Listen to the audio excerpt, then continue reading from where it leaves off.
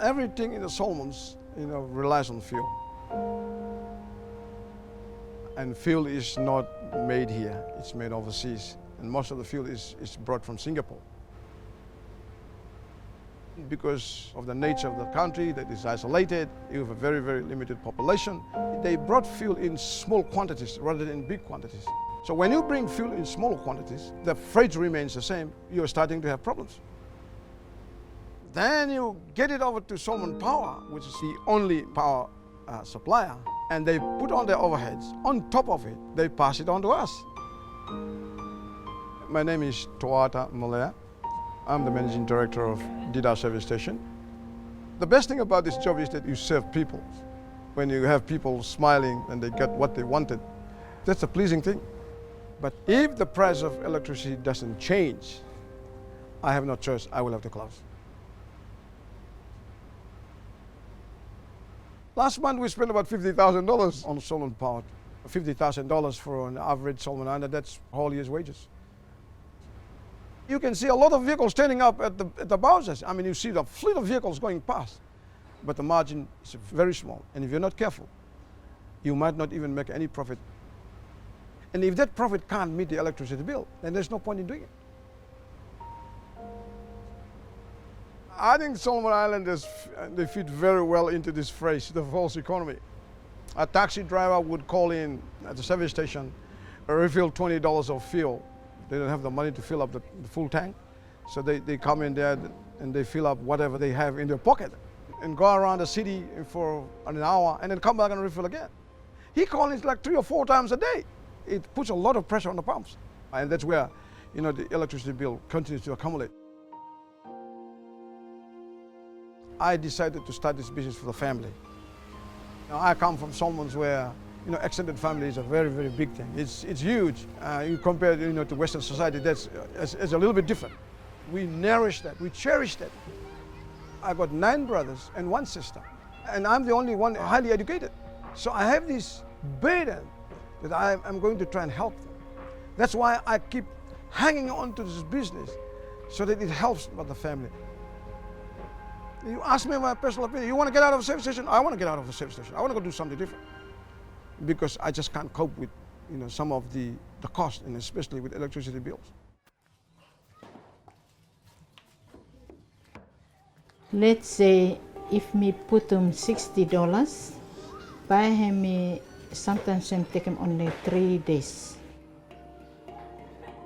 Osim kaspablo me use him for online light only. Not for anything like cooker rice and ice. Everything for use him lopa me no use na. Because time me take him money me put him lokas paya, him not take long. Then him finish. Selling him finish, then him stop lo there. In community lo Kupitotu, no all the rest but few of them no ma garem kaspawa. Some fala no garem kaspawa.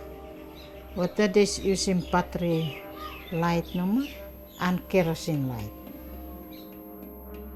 Daughter Blumia him stay next Lomia, him not use him any power na. Like me garem had that me sorry for what the picking blow him, because only me na me garem job and me garem selling.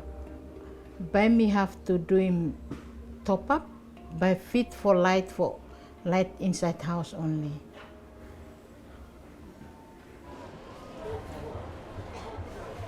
For our local women, we have a lot of those in the cottage industry, especially those in textiles or arts and craft.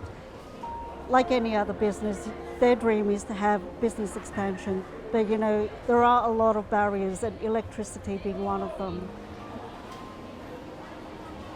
A lot of them you'll see have opted to go for the cash power system, and the reason being they're able to control how much goes out to power and how much is for something else.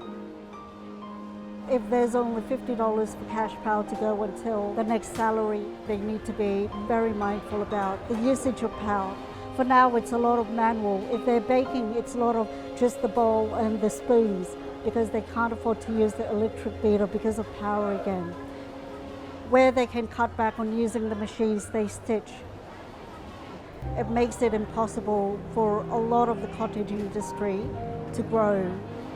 For them to just punch in $50 for cash power, it's still almost like a sacrifice, and that does affect how much they'll put on the table, the food for dinner or food for breakfast. Where you have to choose between having power versus having food on the table. Having electricity to go down is crucial.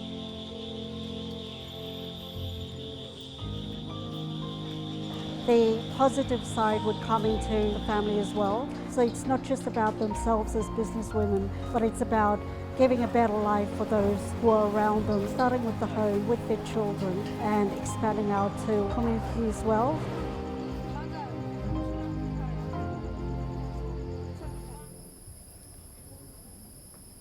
We don't have any electrical appliances.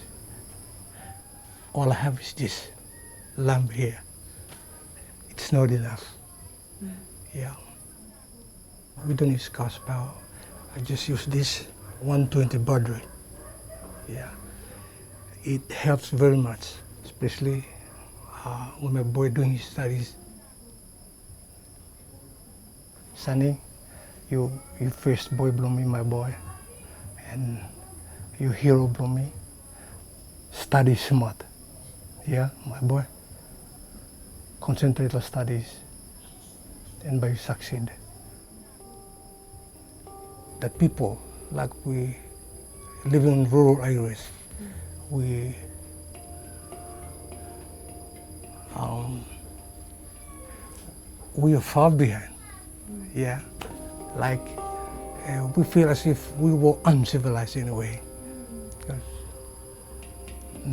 Yeah.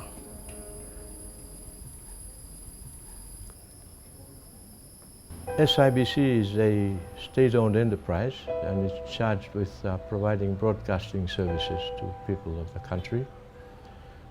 We are always expecting the unexpected. But one thing that is not unexpected is the electricity bill at the end of every month.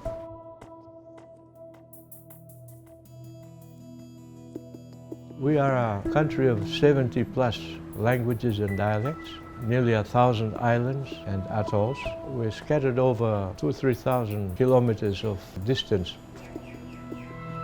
We live through an annual cyclone season from about November to April, May. We have a lot of earthquakes and a tsunami. They come in their own time. Honiara being the capital, all the major government institutions are here. Parliament, police.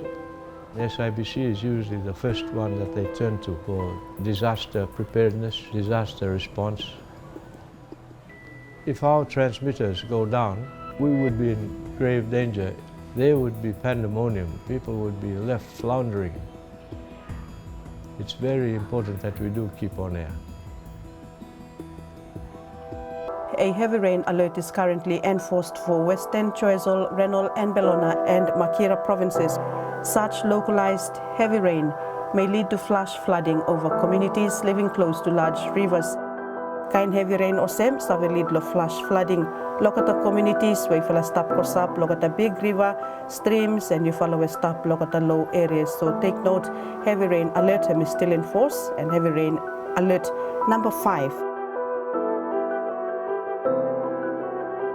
SIBC spends about $1.5 million Solomon Island dollars annually on electricity. We have probably reached the maximum we can reduce our electricity costs by. So we are caught in a bind and we look forward to any means of reducing our electricity costs.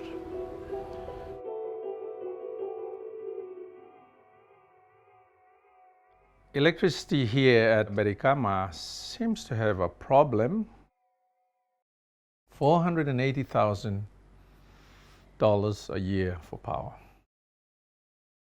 We should be erecting new buildings for the dormitory, improve their dormitories, improve their classroom environment.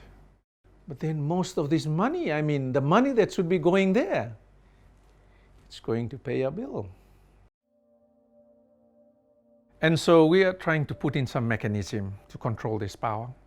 We take all the PowerPoints out from the dormitories and classroom. So that's what we do. If we would like to use power, we either go to the library and even in the dining hall, yes. That's where the power is. We do not even allow gadgets in this college like power amps, MP4s, laptops, mobile. Our science laboratory is really affected by that power bill. And because it is too expensive for the college to meet the cost, therefore we couldn't pay up, so they have just come and cut it off.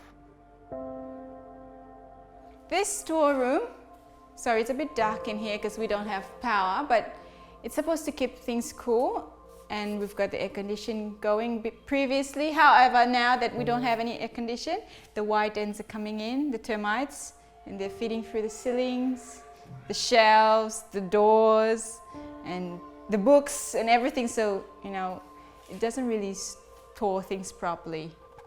This used to be the preparatory room where the chemistry teacher used to prepare all the chemicals, but since we don't have power anymore, okay, the fridge is not working, it's been sitting here for quite a while. The birds are coming through and nesting at the top. Can you see this nest right up at the top? And they're dripping down the rubbish, all the dead grass and leaves coming down from the ceiling. So that's because there's no cold air. It's nice and warm in here. There's no power in here as well. So the windows are left open, the fans are not working, the birds are coming through. It is very discouraging because I can't actually get the kids to concentrate, sit and concentrate on something in the lab. If we had a better science department, we would be producing a lot more science students for university. What will they be after the classroom? What will they make of themselves? What sort of citizen will they become depends on the way you mold them in the schools.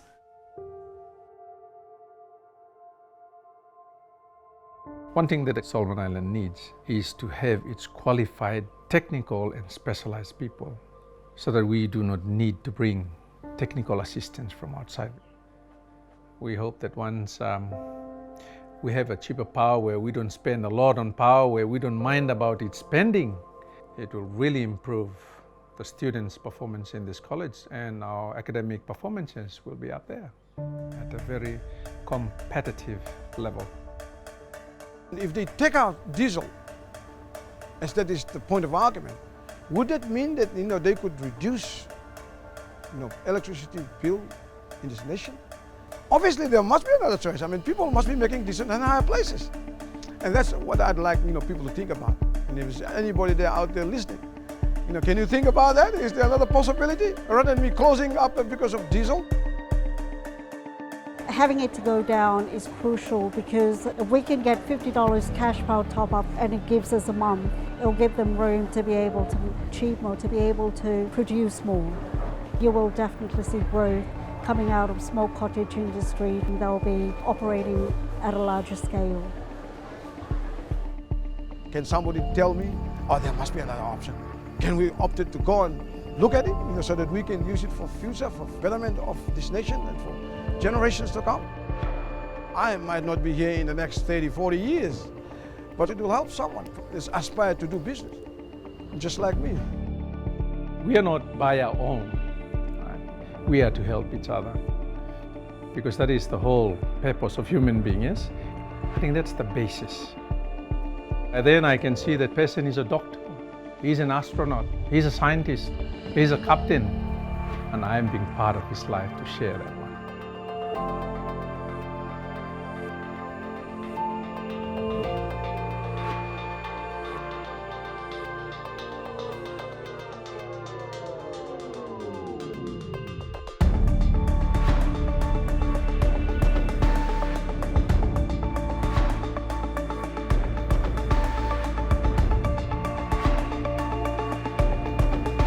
We've been in the doldrums for quite a while. It's time to break out.